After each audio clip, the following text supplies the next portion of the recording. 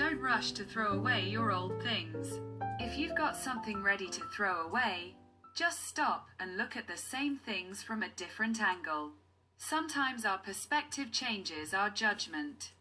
There's sometimes great potential in old things. So if we apply our creativity, our energy, all the skills we have, a beautiful, unique thing can emerge. You're on the Made by Handmade channel. My name is Lena. I upcycle and give new life to old things.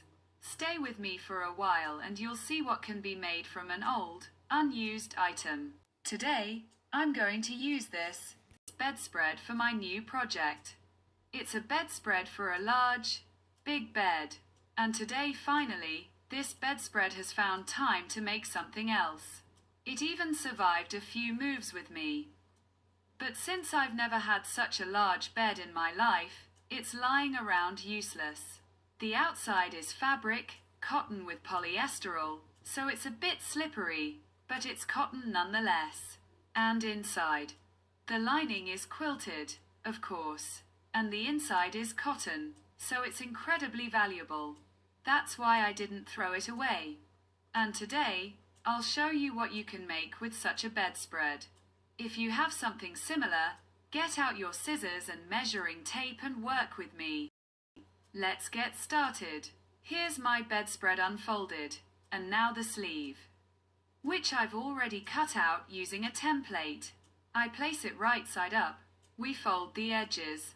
I have and use these kinds of weights. Regular weights, I covered them with fabric, and they're very helpful. I recommend them. So I didn't throw it away. I kept it for myself, and it helps me a lot. And so we cut out all our elements.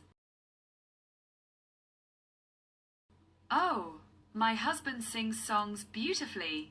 He's in a good mood today.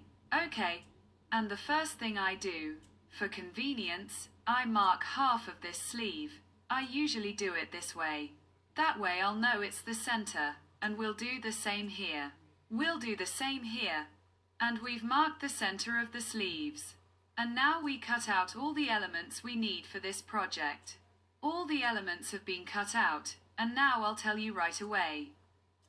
If anyone is going to make them from quilted fabrics, I want to make sure that during the making process, because now I'll start decorating and embroidering them.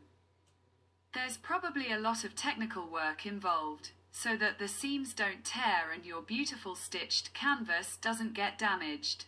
Besides, I wanted to mention how thick the lining is here. Now I need to sew each element, each one exactly like the pocket here. I don't have an overlocker and I don't need one, but I have to sew each element on with a regular stitch around the edges. Because when I start quilting, everything will rip and thus ruin our beautiful stitching. They're so unique, a unique square, just like the waves. It looks really nice. I like it. So what? 3 pockets cut out. One here will be on the chest, on the outside. I'll do the inside pockets too, but they'll be regular, flat.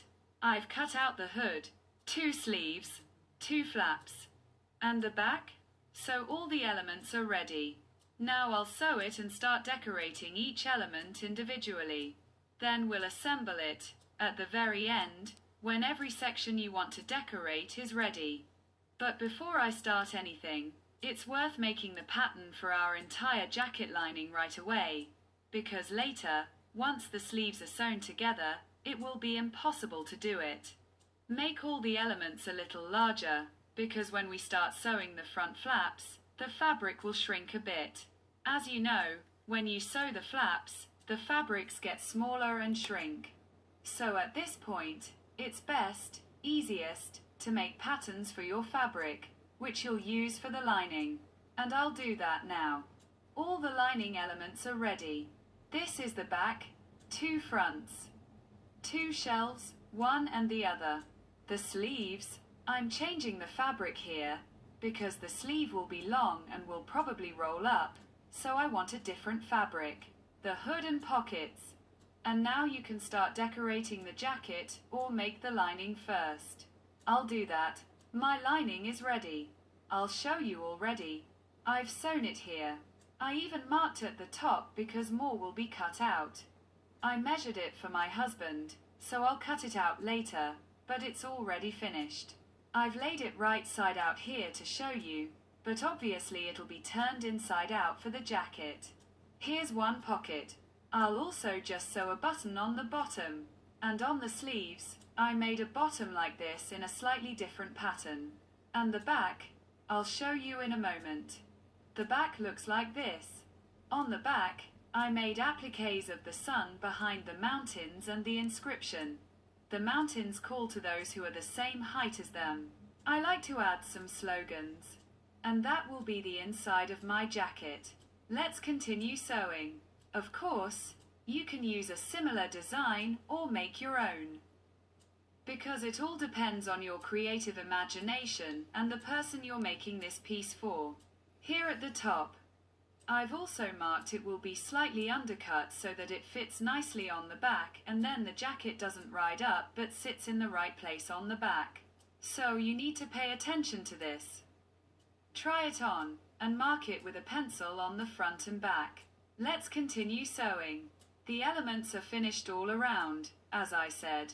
One more note. If you're making a pattern using quilted fabric, make sure the front is cut out in one piece, so that when you cut out all the seams in the pattern, it fits. And look now, I also made it in one piece, then cut it out. Or you can cut it separately. Of course, it depends on the amount of fabric, but if you don't take that into account, then it might be something like this. Do you know what I mean? But it depends. It depends on who likes it. Besides, it might be. It doesn't have to be, because it's your project. Now, I took the front shelves because last night I worked on the pockets and made them. These are my pockets. I drew pictures. They're drawn on the jeans with special acrylic paint for fabric, like miniatures, and then I decorated with additional threads. Of course, it's all sewn on. The fabric is also from this jacket. It's also insulated, which is why these pockets have such volume. Now all that's left is to put them in the right places and sew them on. I don't know. I'll choose the right threads, maybe yellow, to make them more visible. I sewed 2 pockets. Oh, and maybe I'll also tell you how I made the pockets for my jacket tonight. Tonight I was making pockets. Here are the pictures I painted by hand. The pockets are done. All that's left is to put them in the right place and sew them onto my new jacket, the name of which I haven't thought of yet. We cut all the elements double, so we also cut the lining, including the hood and pockets. Later, once you've finished decorating and everything's ready, we fold the right sides together and sew them, leaving just enough space so that the pocket can be turned. I then turn it right side out. I left a little unsewn here, because I'll be sewing it to the jacket now, and I'll sew it, ironed. And this is what the pocket looks like. So each pocket is also cut double, unless you don't want to do that. I do it this way so you can avoid hemming the thick fabric later. But just place it directly on the jacket and sew it on. And I've already seen one pocket on websites. You can make a narrow, long chest pocket for your cell phone. Here. I immediately sewed Velcro on one side. This is also Velcro, and this Velcro will be sewn onto the jacket. I don't know how I'll decorate it yet, but I already have the pockets. Once the pockets are in the right place, it's easier to figure out how to decorate the rest of the jacket. Now I'm applying them, more or less in these places, without pinning anything yet. This pocket is more likely on this side, somewhere here. Yes, the pockets are already in place. I'll start sewing them on soon and think about how to decorate the front of the jacket. Because there's definitely not enough of it, but since the quilting pattern is quite nice, attractive, beautiful, I like it. There probably won't be much decoration here. I'll think about it. Maybe a few additional stitches, maybe colorful borrow stitches in those waves, or embroidery. And that's the next stage of our creativity. I pinned the pockets in the right place. Just a quick note. If you have a quilted jacket, don't pull the pockets out too much, meaning insert them and pin them in.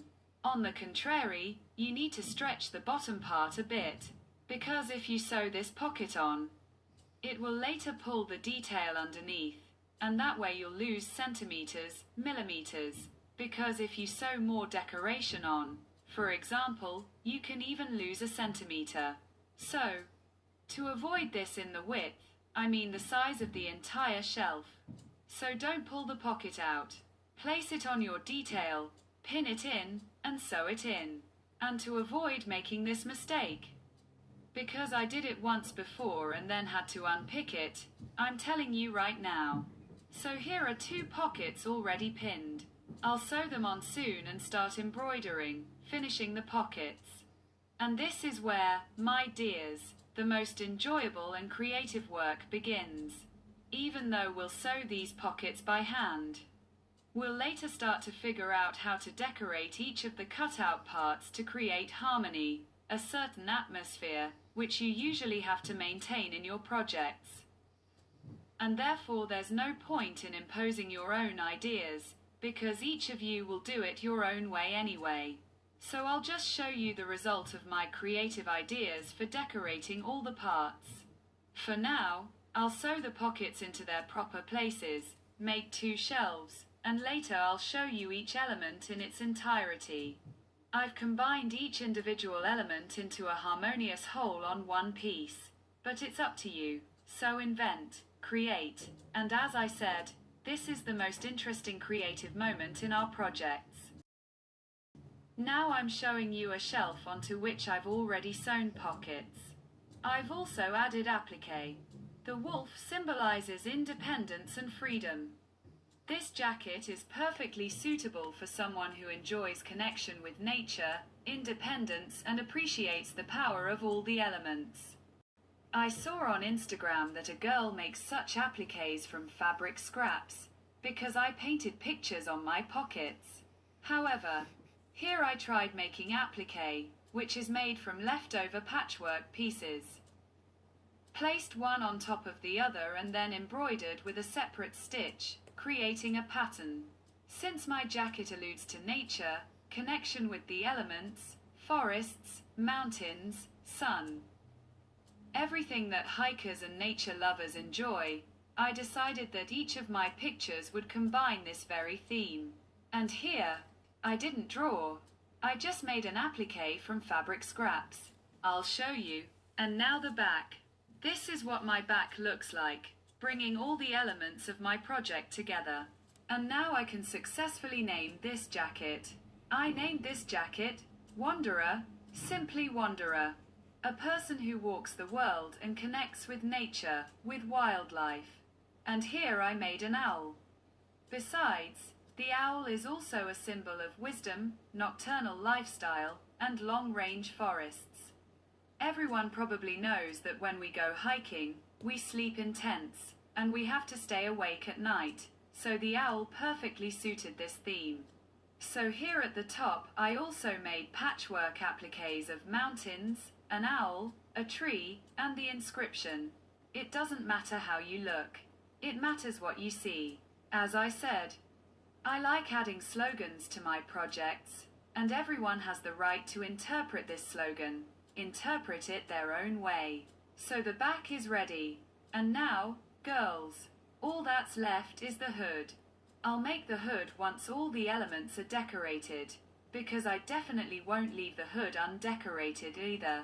Then, the next step is to sew our entire jacket, and I'll probably show you the entire project. Long dresses, short skirts, witty mottos on t-shirts, new and flashy hair colors, very long nails, or the elusive purity of nude makeup, brightness or menamont, neat, orderly clothes or chaotic.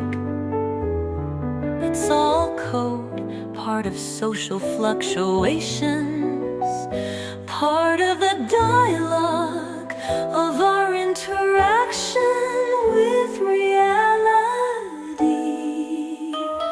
Some dress to charm, others to disguise. There is a minority of wizards who see the superficial aspect of human existence.